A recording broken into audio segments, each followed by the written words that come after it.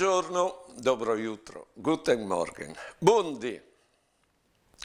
Massimo i giovani come non pueden stare senza telefonina, dicono che se non lo hanno ormai è altro, ormai di essere in collegamento col mondo intero.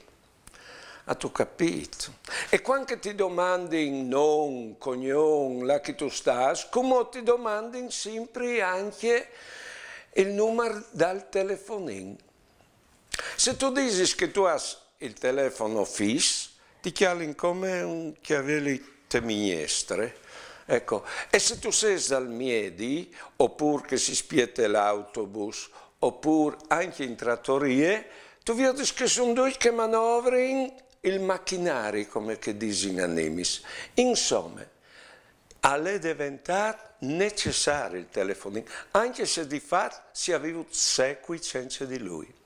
Che prebepi di Seorgnan e mi ha detto tu vedrai che prima o dopo te casse al muard fra mies des mans noi metteranno la corona e metteranno il telefonino, magari con la speranza di clamarlo quando le arriva là di là.